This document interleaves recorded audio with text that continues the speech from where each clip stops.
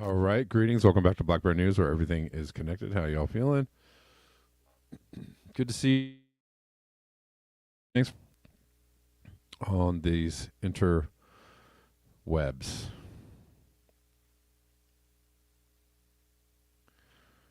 Kevin Jensen says, "Do not drive an SUV in my city, for your tires will be deflated upon parking." Interesting. Okay.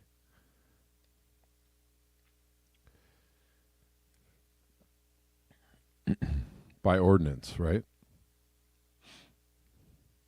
G Demers 30C plus starting this weekend. 30C plus.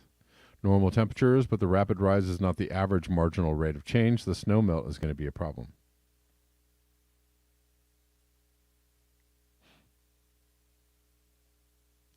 Heat domes. Right. There's going to be some hot times in Canada, right?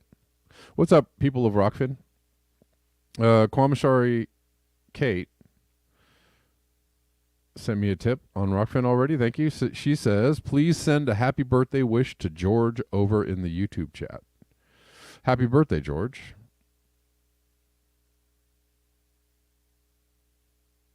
In the YouTube chat. And we have people on call-in as well. People on call-in, filing in on the call-in. Thanks for hanging out on call-in. I appreciate you.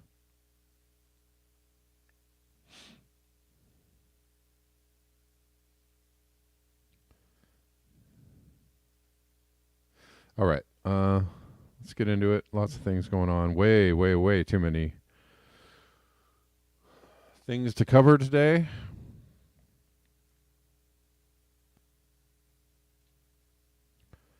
Don't know if I'm going to get to all the things. I didn't even get to all the things yesterday.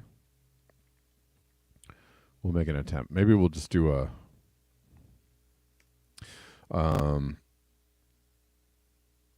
blaze, like a headline blaze through some stories.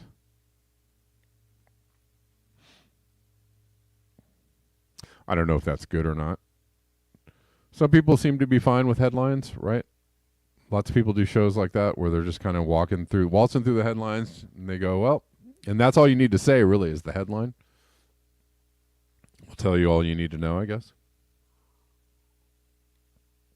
Some people appreciate a little more in-depth analysis. I don't know. I try to walk the line between both.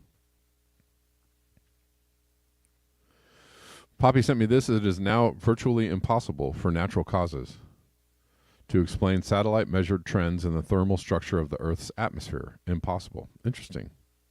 Very interesting. Well, we talk a lot about attribution of climate change to particular events or heat or, trends or whatever.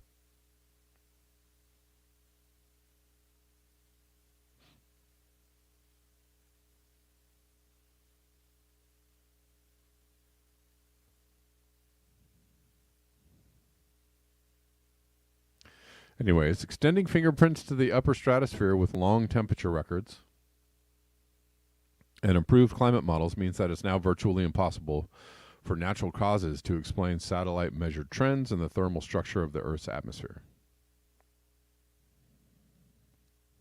And this is just going to say it again, I guess, right? This is a study from PNAS.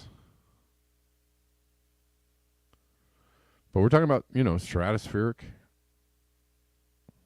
tropospheric, lower stratospheric temperature trends have long been recognized as a fingerprint of human effects on climate. The fingerprint, however, neglected information from the mid to upper stratosphere 25 to 50 kilometers above the Earth's surface. Including this information improves the detectability of a human fingerprint by a factor of 5. Enhanced detectability occurs because the mid to upper stratosphere has a large cooling signal from human and we went into this, right? With the video from Sabine Hossenpfeffer. I don't know her last name. I'm sorry. I'm just messing it up. Hofstetler, something like that.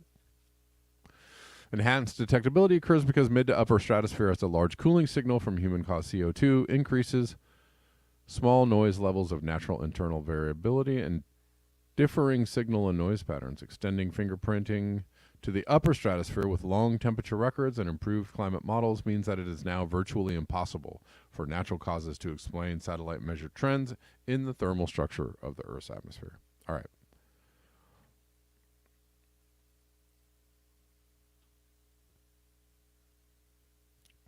It's getting harder, and it's going to continue to get harder.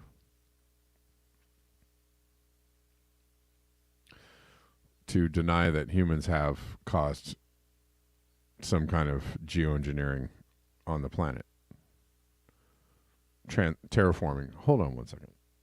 Sorry, call-iners, I apologize. I'm going to mute you for a second, the call-in channel.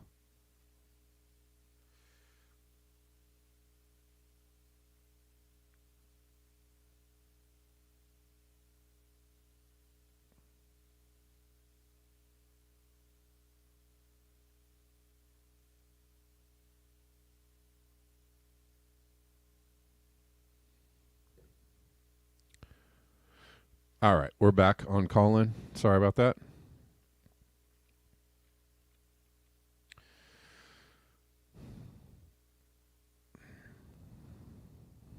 As time goes forward, it's going to be harder and harder to deny that A, there's something happening, and B, Hossenfelder, thank you. Hossenpfeffer wasn't far off. But that's a Bugs Bunny skit. Hossenpfeffer.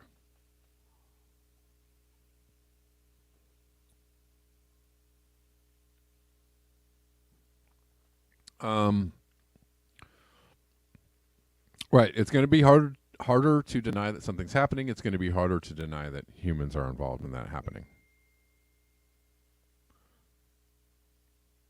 I predict. Confidence is increasing in a potentially record-smashing heat wave in the Pacific Northwest. Coming to you this weekend. Into early next week. Across the Pacific Northwest and Western Canada this weekend into early next week, which could rapidly escalate the already serious wildfire situation across Alberta. We'll see how this plays out. But yeah, I mean, whoa, look at that.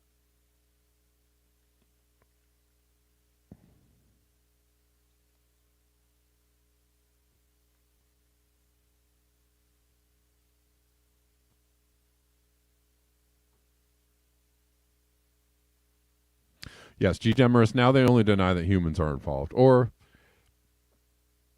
they don't deny that something's happening. They just say, it's not that bad. It's not that bad. It'll be good for the economy. It'll be fine, or the economy will be strong enough to withstand the ravages of climate change, et cetera, et cetera. This also looks this looks pretty dire too. How long will the heat wave in Canada last? 10 days to go? 20 days? When it becomes normal, it will last forever and dry out our civilization. This is from Thomas Rees. That is a wild-looking anomaly right there. Looks like it's going to stretch all the way down into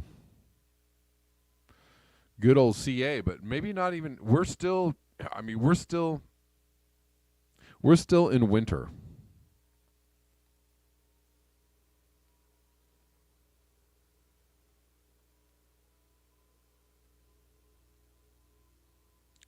But looking like we'll get some pretty warm temperatures early next week. So this is like what we're going to get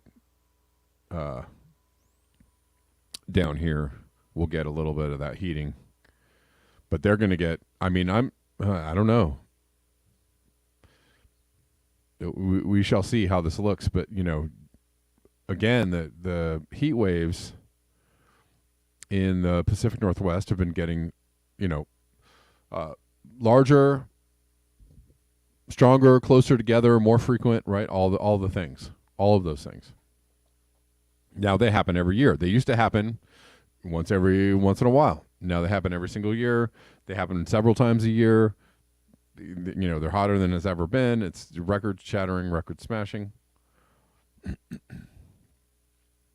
And this is early. This is May. It's early in the year for this kind of stuff to be happening in the Pacific Northwest. And we'll see how that plays out over the summer. Don't look good. Denver Attaway on Rockfin says, "Is that a natural heat dome?" Sarcasm. William Moy, how you doing? I see you.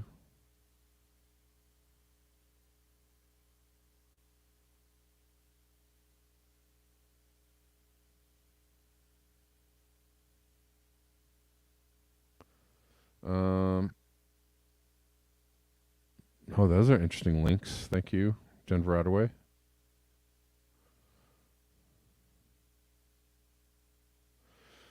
Mark Rutt, PM, from the Netherlands, makes it clear where food will come from. 4 global food hubs, controlled by the largest farming corporates on the planet. His policy to bankrupt small farmers and forcibly buy the rest out as well. And wow.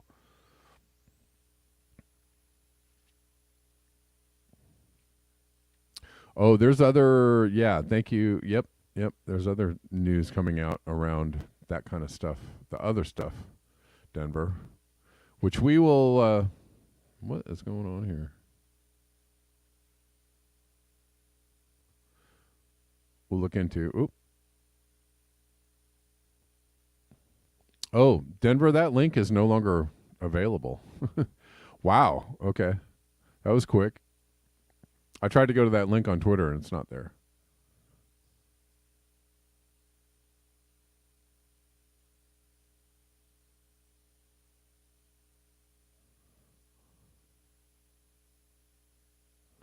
I'm sorry, Kameshwari, for scaring the dog snuff out of you.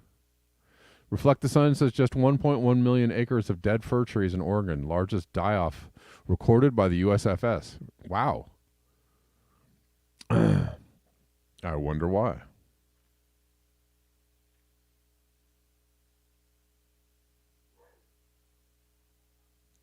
That's happening all over the western U.S., the Pacific Northwest and California.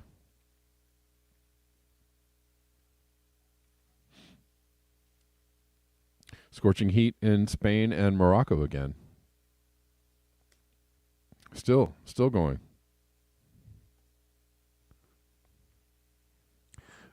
North on Collins says companies pay millions to spread the message CC is no big deal to avoid billions in business loss. That sounds just about right. Yep. Right. If people knew how bad, what kind of hot water we were in, pun intended,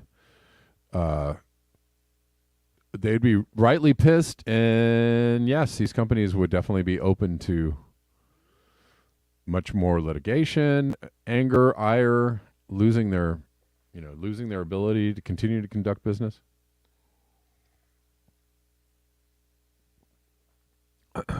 Spain and Morocco getting hit. 42.9 C in Morocco. 40 C at Guelmin. In Spain, Seville, or Sevilla, I don't know how you pronounce it, rose above 37 C again. I think it's more like Sevilla or Sevilla. But they are getting hammered, and it's not ending.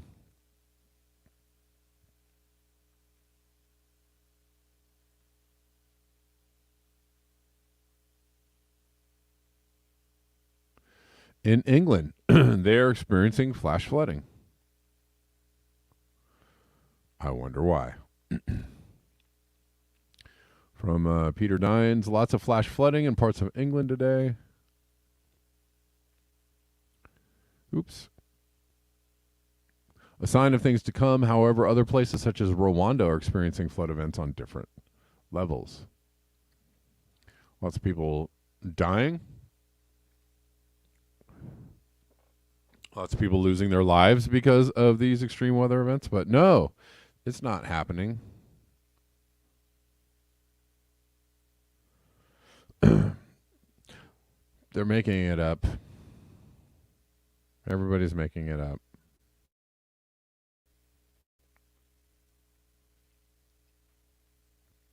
Or is it just easier to think that? In Russia, they are also getting the wildfires. So Canada getting hot, getting heated up, and also experiencing many wildfires. And Russia's Urals, the death toll from wildfires hits 21. Again, people dying from unnaturally warm weather, or weather that's getting warmer and warmer as we continue to do what we do on the planet.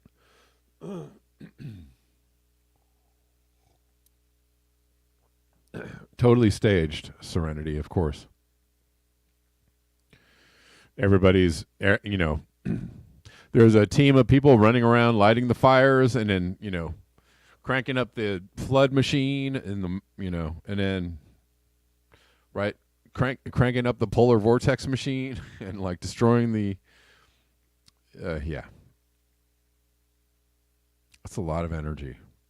That is a lot. It takes a lot of energy. It does take a lot of energy. I know why people might be skeptical, because it takes a lot of energy to alter the climate of the planet.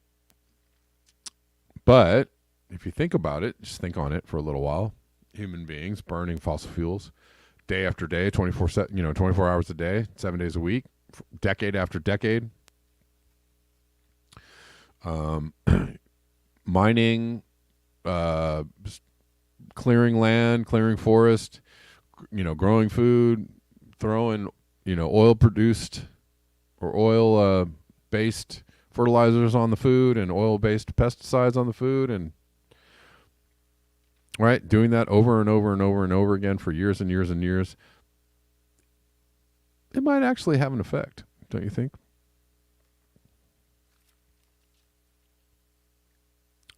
Cyclone Mocha? Oh, wow, okay. I can't keep up with it. I cannot keep up with the news. There are too many things to cover.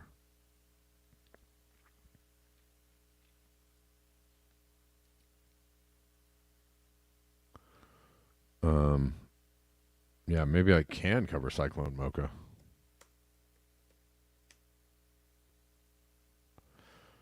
Cyclone Mocha. You guys doing all right?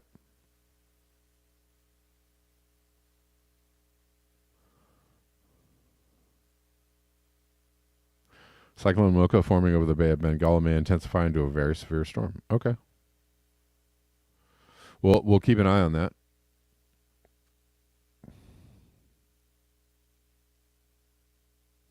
G. Demarest says almost like burning energy stored by the sun for millions of years was a bad idea. At least doing it in the way that we have, with, nary a thought to the consequences. I mean, it might not be such a bad idea in a limited scope, from the beginning, if we thought like, we gotta take care and take caution, and not overdo this.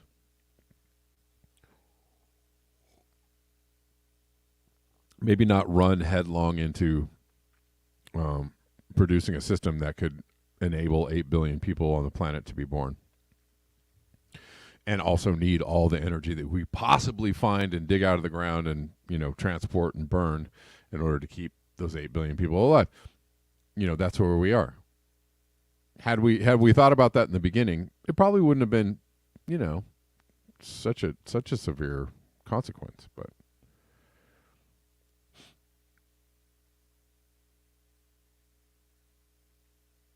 Uh, anyways, in Russia, they are experiencing the wildfires, and they are experiencing the deaths from the wildfires. All right. I don't know when it is that I might have to leave YouTube and go to the Rockfin.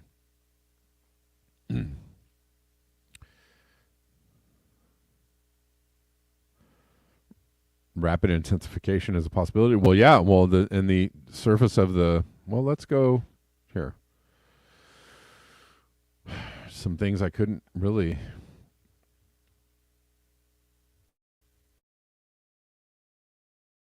cover yesterday because I didn't have the time. We'll try and go here. Still ongoing, crazy sea surface temperatures. I mean, it's at least it's going in the right direction, which is, down.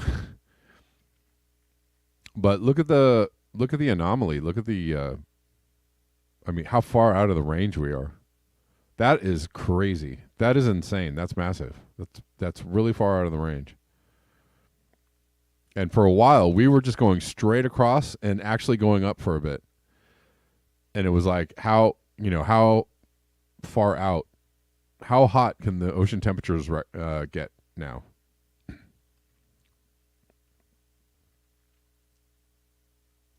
Anyways, ocean temperatures now hotter than ever recorded. El Nino will drive them higher.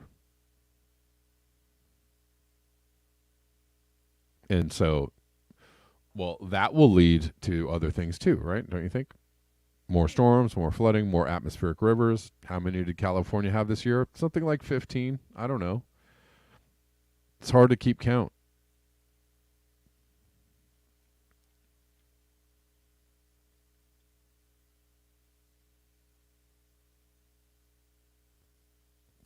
William Dillon says, I don't even believe people in the U.S. will react to wet bulb fatalities in India and other countries.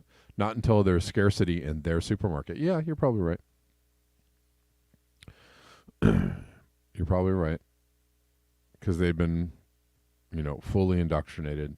Have you heard about, I'm going to go off, I don't know. We'll try and stay on YouTube for a little while more. Maybe about 5 more minutes, but I want to jump off and talk about some other things. But have you seen that Tucker Carlson is going to Twitter? And, I played plenty of Tucker Carlson clips on this show, and I believe he does good journalism.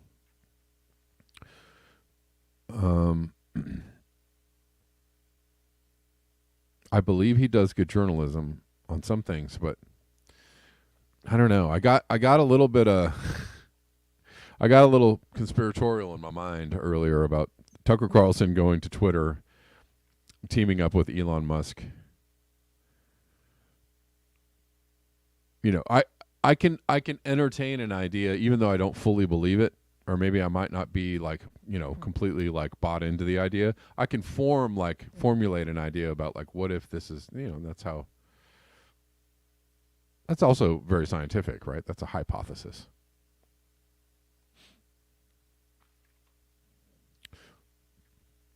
Really, you can't turn off the notifications on Rockfin, G. Demarest? I think you can.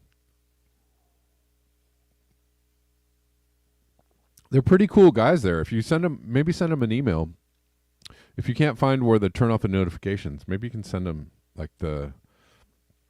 send their team an email and they'll turn them off for you.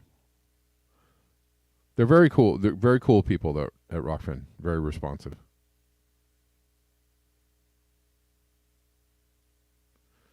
Got some more folks hanging out on Rockfin.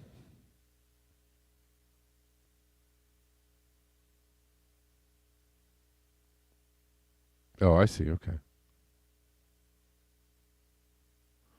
Well, that's all very interesting, right?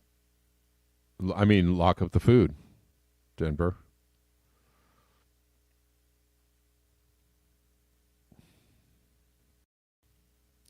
Yeah, I mean, I'll talk about it when I get onto Rockfin. I don't know if I want to get deep into it here, but I'm just saying. Okay, maybe Elon Musk really does believe in free speech, and maybe that he has admirable intentions or altruistic intentions around free speech, and I think that's all great. He also, a lot of people have some fears about his ties to the military industrial complex, and maybe he's an AI, and he's way deep up into up in every deep state activity, right? Then there's also rumors that that, or a lot of people think that Tucker Carlson is CIA. So what if what if the powers that be understand that anti-establishment views are very popular and or predominant, and I mean Peter Thiel started Rumble. Peter Thiel is also tied to some very interesting characters, right? But he's running this like a free speech platform. So what if all these people are appealing to this, maybe you could even throw RFK Jr. in there too. I don't know. Well, let's go way conspiratorial. What if you throw all these people into the mix, speaking to the common person and giving them, the truth, quote unquote, as a way, I don't know, as a way to like backdoor some other kind of propaganda, right? Something way deeper. Just a thought. I don't know.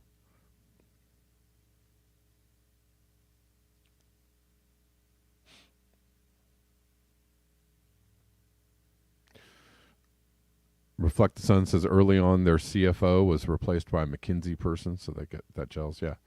So, what if this is just I don't know what you want to call it,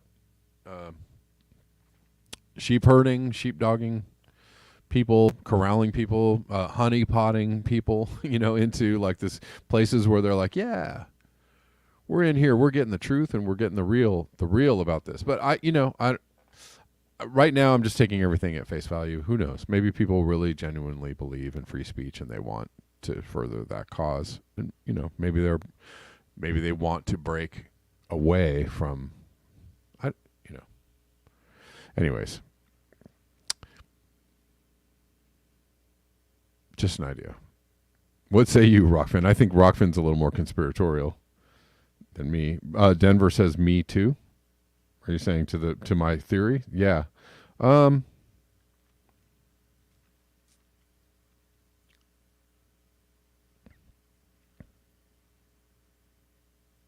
Yeah, just I don't know. Just when I saw that Tucker was going full, I'm doing a show on Twitter, I was like, huh. Okay. All right. All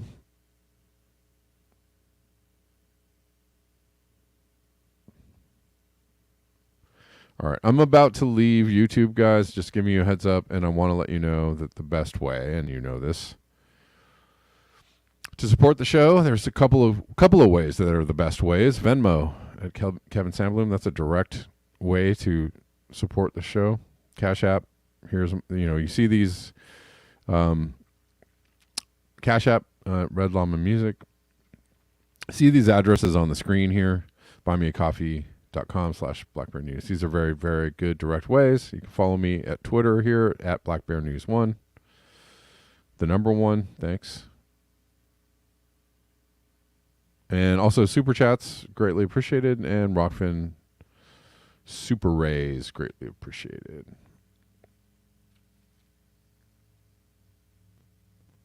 So, yeah, no worries, G Demers, thank you. People coming over to Rockfin, cool. I wanted to just quickly talk about this before we get over there, because we only have about 25 minutes or 4 minutes left in the show. It seems like so many folks don't fully grasp what net zero actually means. Net zero means less of everything because of price or law. Net zero means finally accounting for capitalism's externalities. It will feel like absolute austerity, and so it must be. I know this, and this is It's a sticking point here. A lot of people can't understand this, and maybe on some levels, maybe a part of the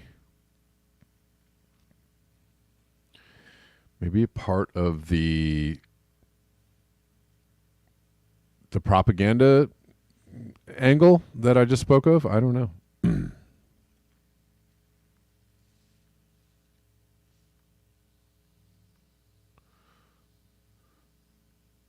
I mean, it kind of sucks. It kind of sucks, and I know it, but it's not necessarily anti-human to realize the limits of your ability to scrape resources out of a